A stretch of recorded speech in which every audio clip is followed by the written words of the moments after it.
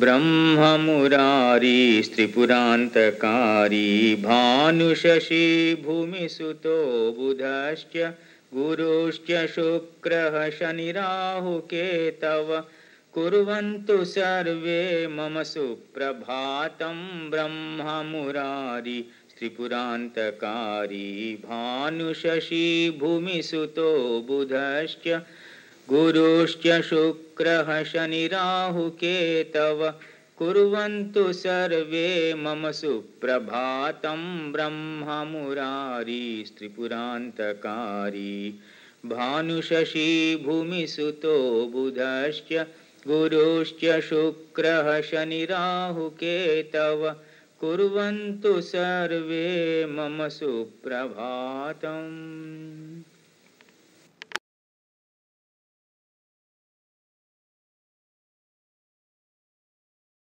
Anyway, first house, very correct, exceedingly correct. You want to know when you will move from one place to another. Find out when Jupiter is in quadrants from your natal moon, 1, 4, 7, 10.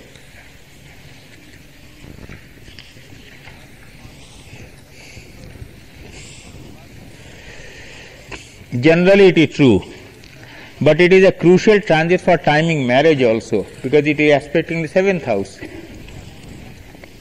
My first visit to USA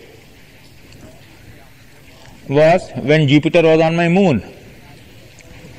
Mr. David Frawley walked into my house.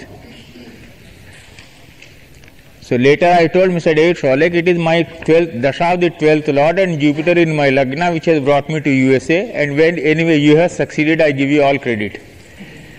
But the credit goes to my Mercury and Jupiter in transit.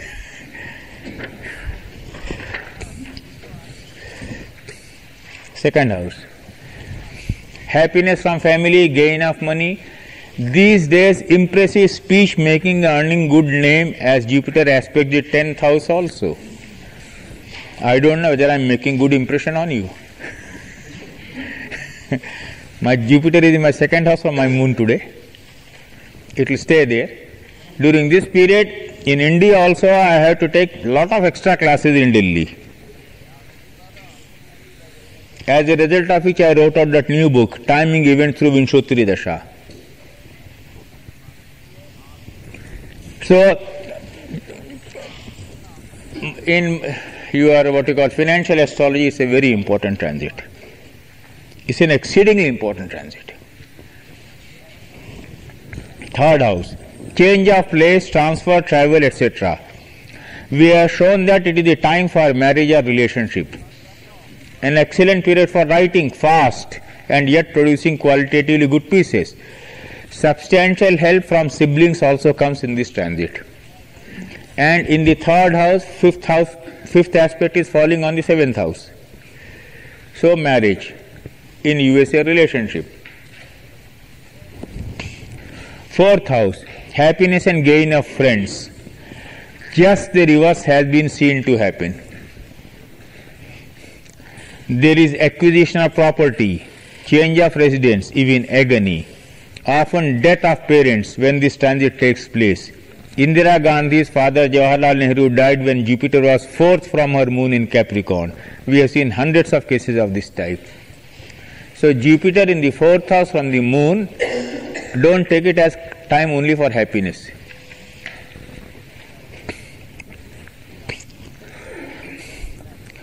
Your moon is in Leo. So you agree with me? Huh?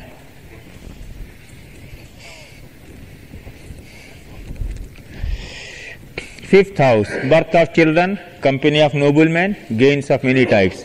One of the best transits, though there may be some mishap or two also. Father's death can also take place as Jupiter aspects the 9th house. The moons of both Rajiv Gandhi and Sanjay Gandhi, sons of Indira Gandhi, are in Leo. Jupiter was in Sagittarius when they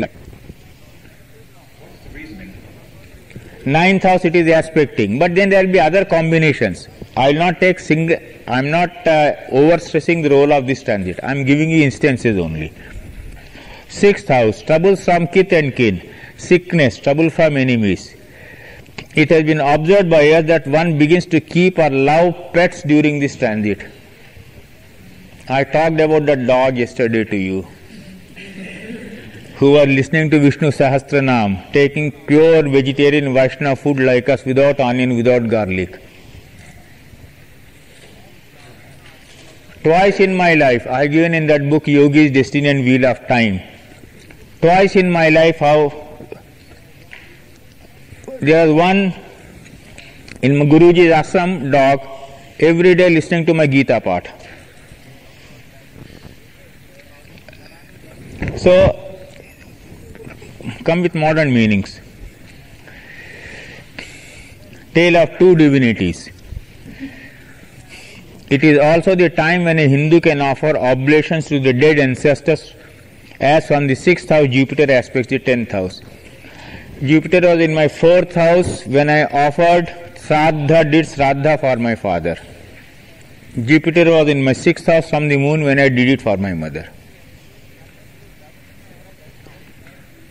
Because the 10th house is the sacred religious karma you do. Jupiter is the planet of that sacred duty. 7th house, journey for some good work, happiness from wife and children. The most important is that it is the time for marriage and good relationship, if it aspect the ascendant. Also, we have seen people losing important positions also. Now, this is a very tricky area. Please remember, I am warning you. Jupiter in the 7th house from your natal moon can be extraordinarily good, can be extraordinarily bad.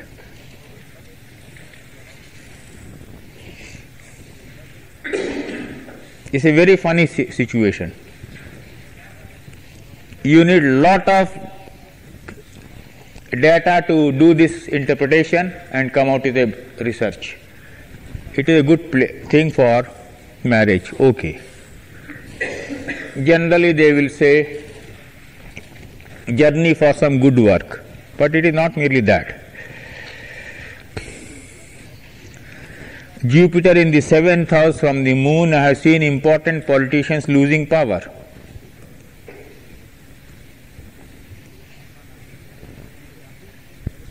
So this is a fruitful area for research.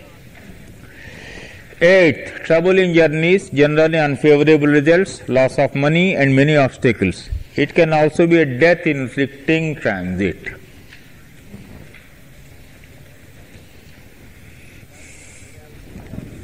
Sixty-fourth Navansha comes into play. 9th house, very good time, efforts succeed, but the reverse also takes place. Father's death can take place.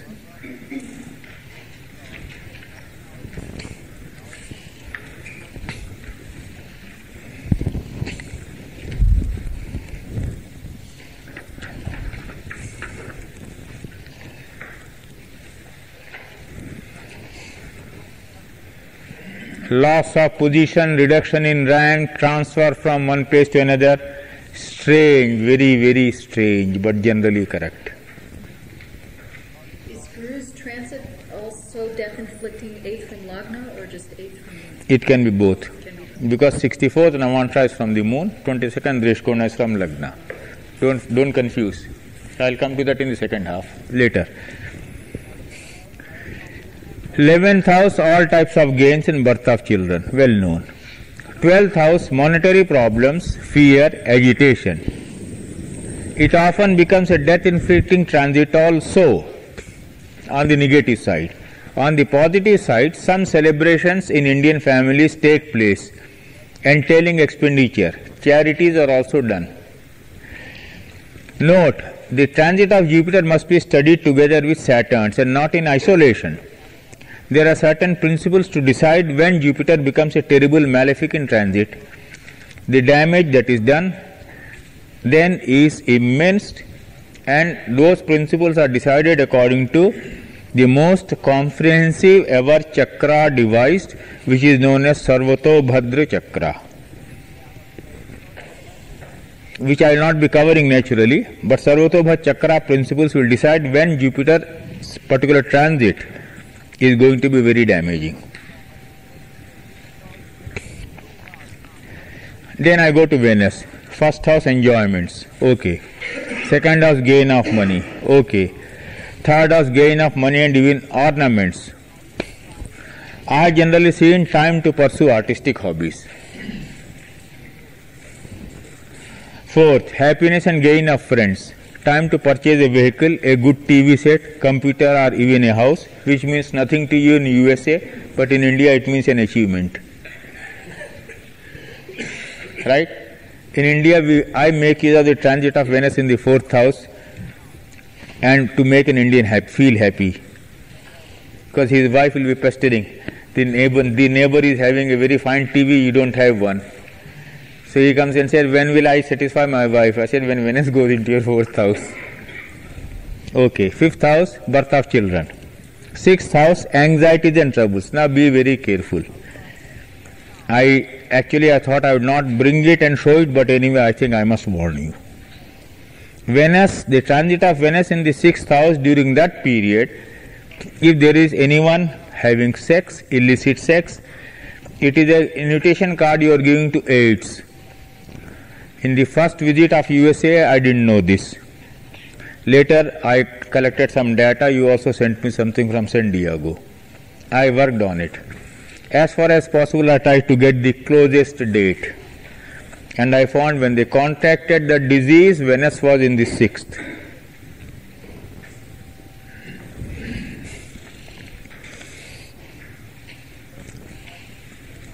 Well, if exalted, it has been good generally. 7th house, trouble from spouse or the lover. Well, I have not found it correct. But when I say I have not found it correct, don't take me seriously, because I have never made love to any woman. 8th, gain of money and property. True, but illicit sex and contracting sexual disease too happen. So 6th and the 8th houses are the danger signals in the transit of Venus. 9th, happiness. 10th, quarrels. On the other hand, it has been one of my most brilliant areas of prediction. Transit of Venus in the 10th house. I said always, if you are an artist, if you want to have an exhibition, have it right now. If you are a TV performer, if you are a music performer, if you are a dancer, have it right now. That is modernizing. These texts were written at a time when it was an agricultural pastoral society. So this is a modern concept you have to bring into play.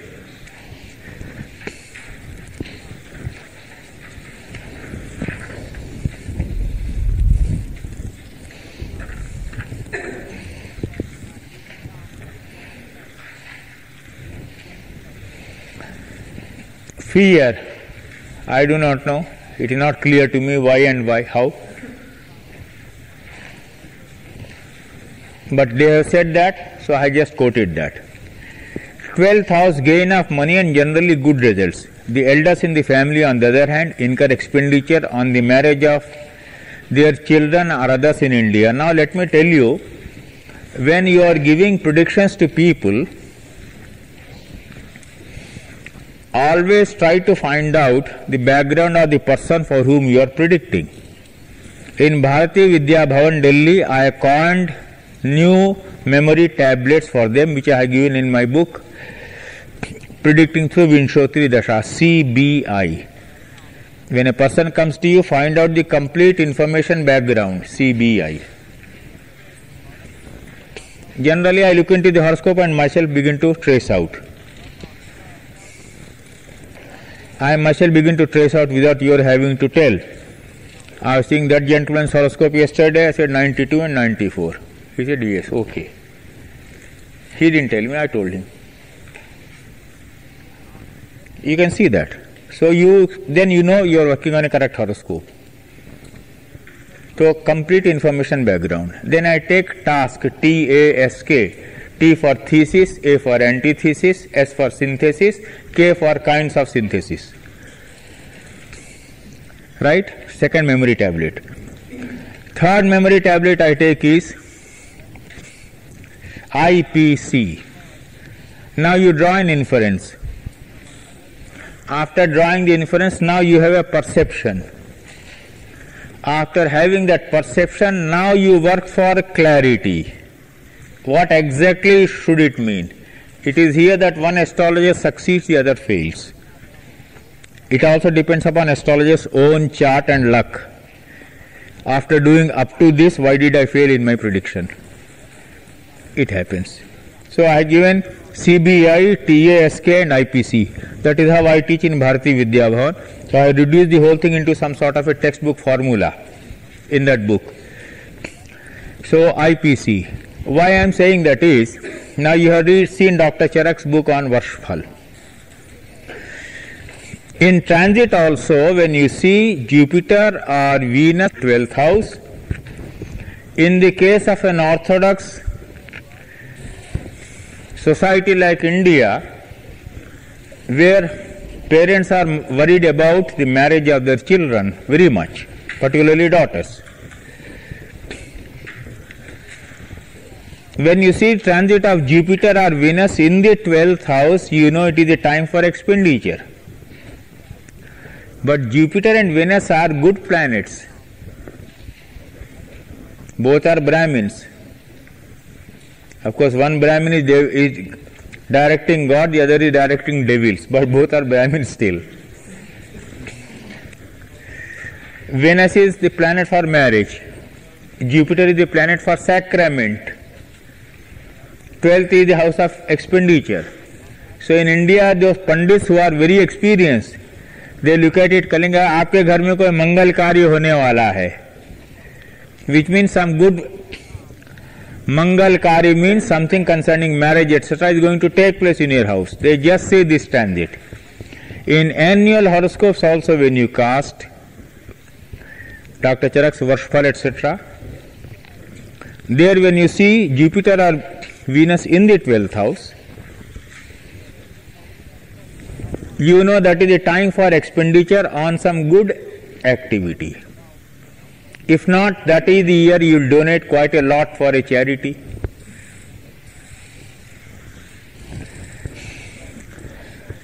Would that be true in this country, expenditure for children's education? Yes, why not? The expenses are heavy. Right, correct. Now Saturn, the most important transit in Vedic astrology and interpreted most superstitiously and dogmatically. I have been abused most and admired most in India for totally changing their concept of Saturn's role in transit and also in other things. Maximum abuses I get in India because they say Saturn is a malefic. I say Saturn is not a malefic. So I will tell you a small story first. You remember this story? Then you will always understand the meaning of Saturn. I am not telling a story for the sake of telling a story. I am telling a story to give you an illuminating instruction to understand the meaning of transit of Saturn and the meaning of the placement of Saturn in your birth horoscope. Lord Shiva, his first son is Kartikeya, second son is Lord Ganesha. You know that. When Ganesha was born, like a typical situation, there was celebration in the house about the birth of a child. Gods are invited. So gods came and participated in the celebration. One person came and sat in a corner, hanging his head down. Now you say this is very stupid. You are an invitee, you have been asked to come and participate in the festivities. You come to the house, go in a corner, sit like a recluse with a... Goddess Parvati did not understand why this man was doing like that, who he was. Lord Shiva had just gone out. He came back. Then these ladies complained, look at this strange guest of ours. He said, oh, he's Saturn, Shani Maharaj. So he said, why don't you come and see the child? He said, no. Don't ask me, insist. Since you sent an invitation, I have honored your invitation. Now let me go back. He said, how can I allow you to do that? He said, don't insist. Lord Shiva said, I insist. He said, all right. He went and saw the child and the head got severed. Then Lord Shiva had to go and get the head of an elephant and do plastic surgery. Right? Ganesha you see. Okay. Then after all this was over, Lord Shiva asked, well, why did this happen? Tell me. He said, look here, I wanted to be a celibate, I wanted to be a brahmachari, naisthik brahmachari, grihastha brahmachari. There are two terms used. Naisthik brahmachari is one who right from the childhood believes in celibacy, does not believe in marriage. And grihastha brahmachari is he who gets married, but at some stage he says, now no more sex. Right? I wanted to be a naisthik brahmachari. In India, in the year, for example, 1963-64, I wanted to give up everything and take to sannyas. My father, of course, was dead by that time. But even otherwise, my Guruji said, it is not time for sannyas for you. Your destiny, your karma has to be exhausted. You will go to foreign countries and do lots of things. 63 he tells me, and it is 95, I am here. Now, he said, your mother will not permit you. In India, no Guru can give you sannyas unless mother permits, rest assured. Mother has 1000 times places higher than the father. The father may say, all right, mother says no. No question doesn't arise. That question cannot arise. You know the story of Adi Shankaracharya. That will take a lot of time, but read it. How Adi Shankaracharya finally persuaded his mother to allow him to become a sannyasi at the age of 5. So mother. So Saturn said, I wanted to become a naisthik brahmachari. My mother said, no, you have to become a householder. So there was no question. You can't say no to mother. I can say no to father, I can't say no to mother.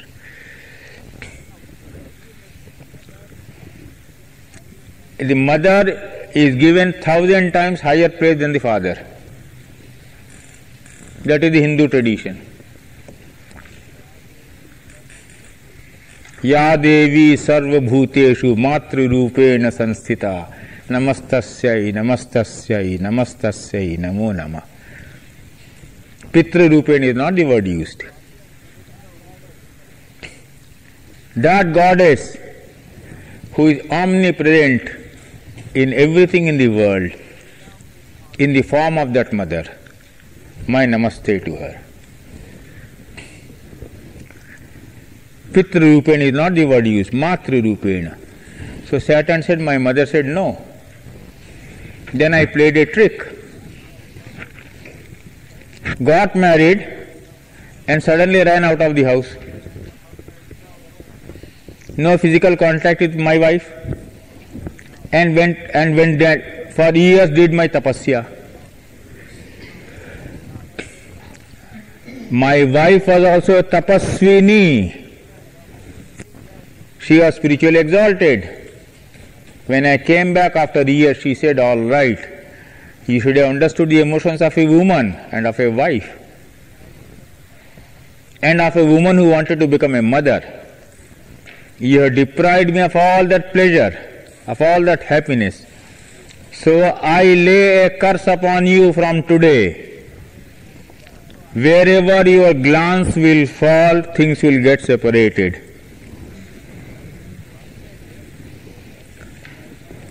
That is the story of Brahma Vaivarta Puran. So Saturn is the planet of detachment. Now you understood the principle? Without the help of Saturn, you can never get spiritually exalted. In the Kundalini, Saturn represents Sahasrara, the highest point. Not Jupiter. Jupiter is Ajna Chakra. Saturn represents the highest point. So why do you call Saturn a bad planet? I don't understand. What is the story? So when I read the Brahma Vaivarta Puran, my whole conception about Saturn underwent a change. I did tremendous original fundamental research. All traditional astrologers of India abused me, but I went on proving my point statistically. And today I have a large team of students in India who are proving this point. So Saturn, don't take it as bad. Saturn spends at the rate of 2.5 years behind one's natal moon. Now here you are taking from the moon, right? You know what is Sade-Sati? Anyone?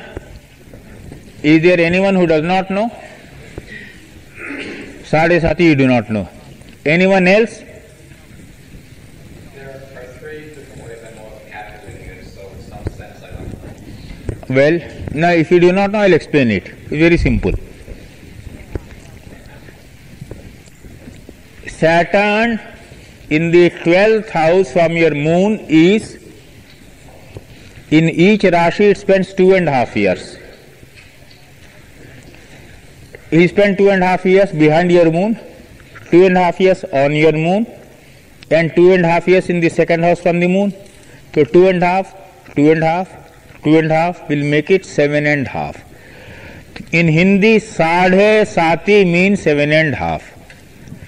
I've heard that you sometimes calculate it 45 degrees. I'll come to that. I'm coming to that. That is a finer point. So there was a great astrologer in Nagpur by the name Katwe who used to say you should calculate Sade-Sati exactly at the rate of 45 degrees behind your moon and 45 degrees ahead of the moon. That means 90 degrees. A 90 degree arc taking your moon as the central point minus 45 degrees plus 45 degrees will cover 90 degrees. 90 degrees will mean 3 Rashis, 30 plus 30 plus 30.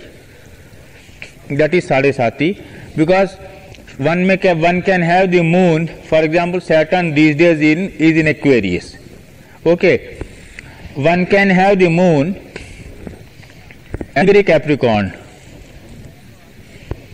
and another man may have moon at 28 degrees Capricorn.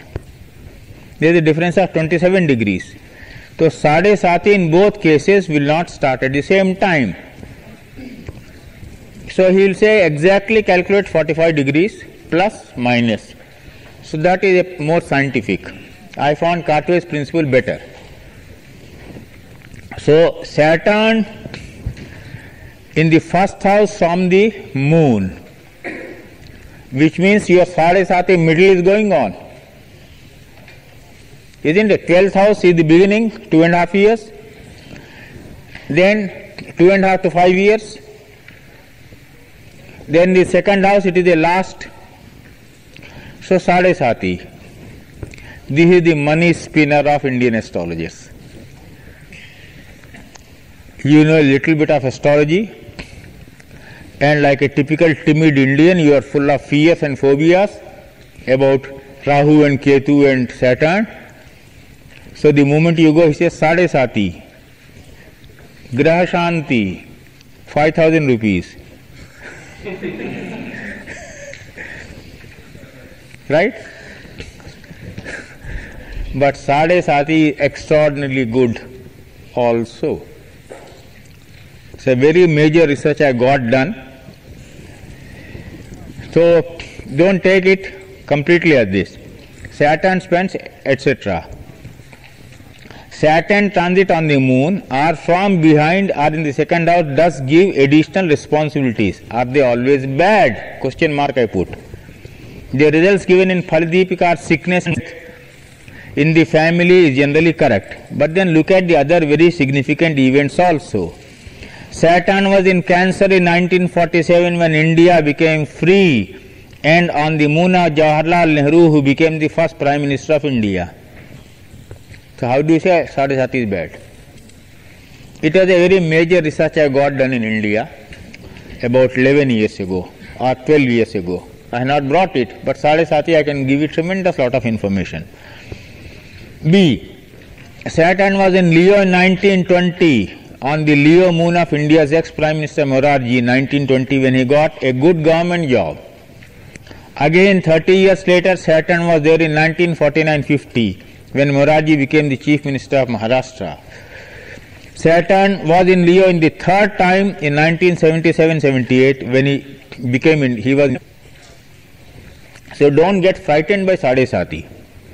Saturn was in Libra 1983 on the moon of N.T. Rama Rao, the colourful actor, politician of Andhra Pradesh, when he became the Chief Minister for the first time, beating the charisma of Indira Gandhi as no one had ever done before. That was one of my major predictions. We can give thousands of examples to prove that there is an extraordinary bright side to this transit also.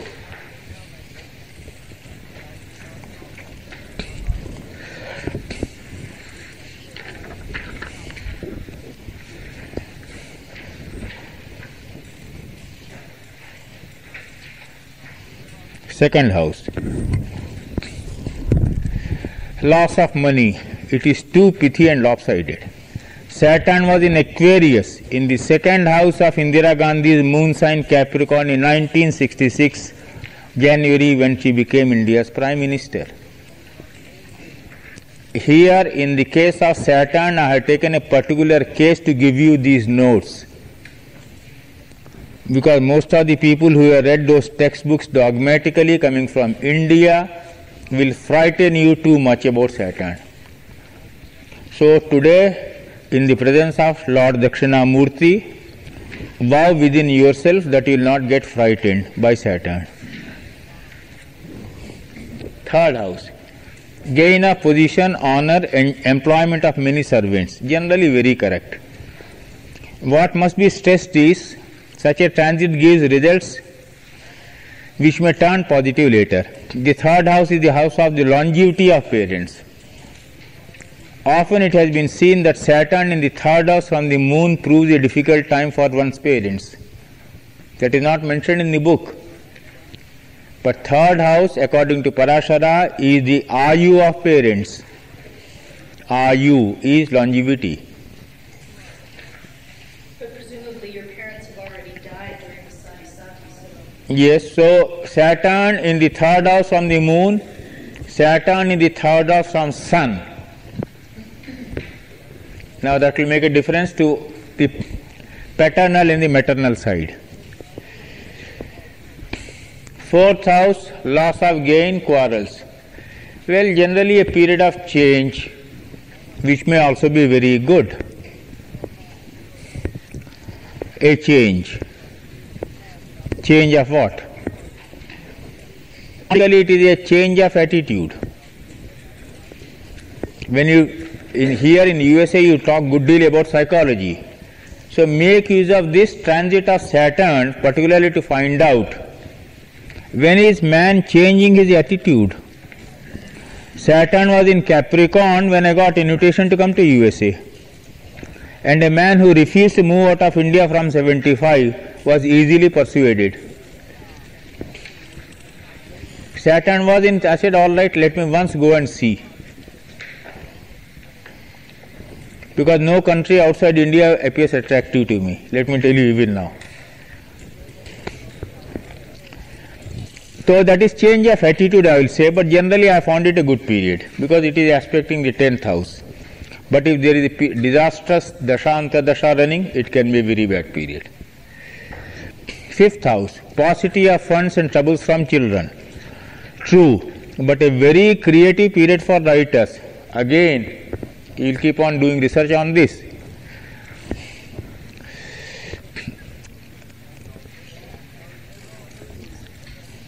John F. Kennedy became the president of USA when in 1960 Saturn was fifth from his moon. See what is given in the text and what actually you are seeing here. Indira Gandhi scored the biggest triumph of her career in 1970 war with Pakistan when Saturn was in the fifth from her moon.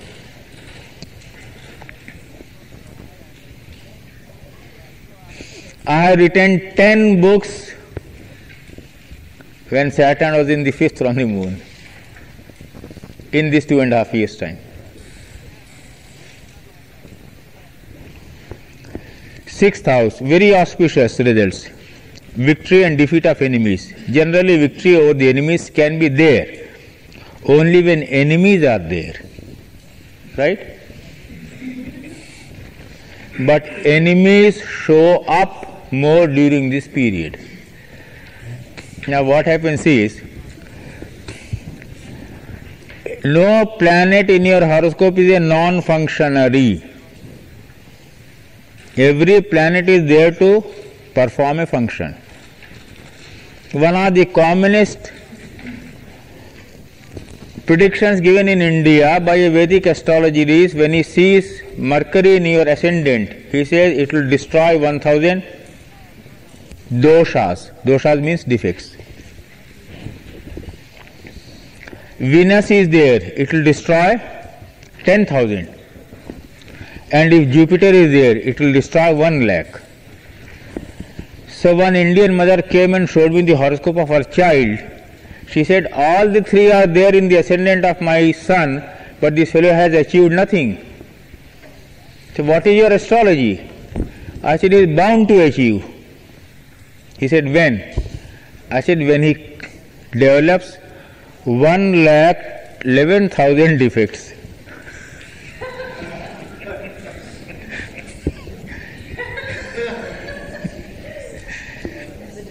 Because every planet has to remove the defect, isn't it? So I said, don't worry. You cannot see a man with a Jupiter or Mercury or Jupiter or Venus in the Lagna ever failing in life. Something or the other will happen and they will rise. It is, you see, he is there as a benefit to destroy. So I said, your son has not committed enough sins yet. So for the Jupiter, Venus and Mercury to become effective. So don't worry. So she laughed at it, went away, and her son has risen high. Jupiter, Venus in the Lagna of this gentleman, brilliant student from Harvard University. Yesterday when he came, at the moment I was looking at it, I said, I am seeing a very good horoscope. Exalted Venus, am I right? So how can it that be? That is there. So same thing here. Sixth house, okay, enemy show up. Sickness to this journey, I have not found it correct at all. Yes, journey, seventh house is the house of journey.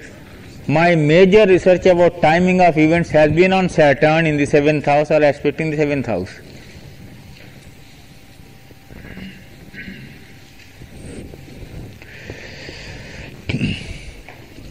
We have established it to be positive in many ways, particularly for causing marriages. Eighth house can be a period of serious sickness, troubles.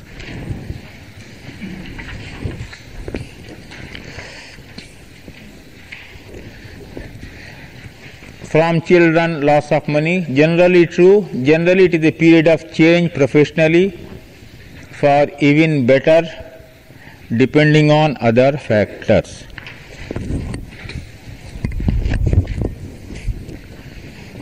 You are going to take a major decision about some change. You want to change from one line to another. Right? That is there working in your mind. Make use of this. Because since you discuss your horoscope with me, I am telling you. You will see how it works. Ninth house causes loss of money, difficulties in the performance of religious duties. Well, generally that is correct. But ninth house is the house of Guru. And when Saturn transits into the 9th house, that is one of the finest periods for doing your tapasya, spiritual practice. 10th house, loss of honor, setback in business. I have seen the reverse of it also becoming true. 11th house, high post and all types of gains, mostly correct. But children seem to suffer in this period. If a man has become old and it is not the time for having children, it is aspecting the 5th house, so children may be suffering. 12th house, losses, troubles, sometimes very correct, as Sade-Sati begins. Now remember Sade-Sati. It is from the 12th house. You have heard of, I don't know, a famous Indian actor called Amitabh Bachchan. His mother had come to me in 1982 January. Later he came. I saw the horoscope and I gave a prediction that her son would meet with a serious accident, etc. In July, he had a serious accident. He was nearly dying. He survived. That was the beginning of a very dangerous Sade-Sati for him. Saturn in the 12th house from the moon, Saturn in the 8th house from the moon. I will show you the exception in Ashtakavarga. First is I am preparing a theoretical background for you. Two questions about transits. When you look at these rules and you see Saturn in the first, it's aspecting the 7th. Do you also look at the 7th house too, the 10th house? Yes. And are there differences between the different Sade-Satis, like most people go through 3 or 4 of them? Do they have different flavors? Yes, yes. Because for a Tula Lagna, Sade-Sati is not dangerous because it is a Yoga Karaka. For Libra, for Taurus, Saturn is a Yoga Karaka. You know that. So it makes a difference. The principle of Yoga Karakatva will get reflected in the results of Sade-Sati. I will come now to Rahu. Now here, yes.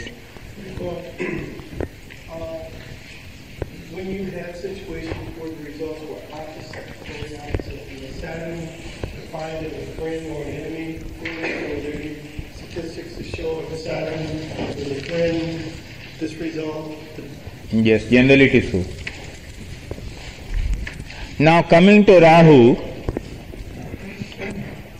a very brilliant classmate of Dr. Charak, who was studying in 1991 in Bharati Vidya Bhavan, Shivraj Sharma, who is also now on our teaching faculty, has done a very major research on Rahu. I had to go back and see the manuscript, finalize it. So what I am giving you is tentative, but don't take it. Rahu is the planet associated with phobias.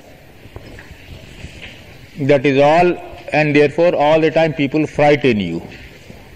But it is not so. I will give you a totally revolutionary new research when Shivraj Sharma completes it. So I am giving you something which I will ask you one question. December 10th, 1994, Hyderabad, India. Kindly tell me what was the degree of Rahu. The date I am giving is December 10, 1994, Hyderabad, India.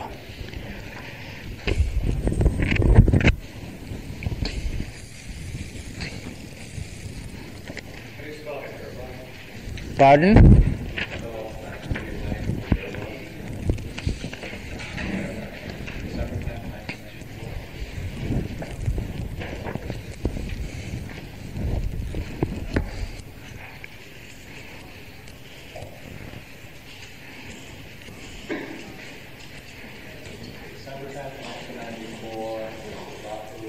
I returned from USA. 2031. Rahu is here, 2031. Okay. This is transit Rahu.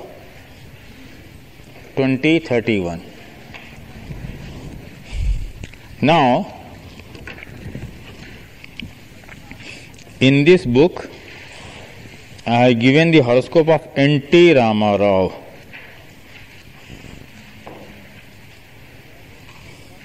No, sorry. In the revised edition of Ups and Downs, I have discussed both Clinton and also N.T. Rama Rao.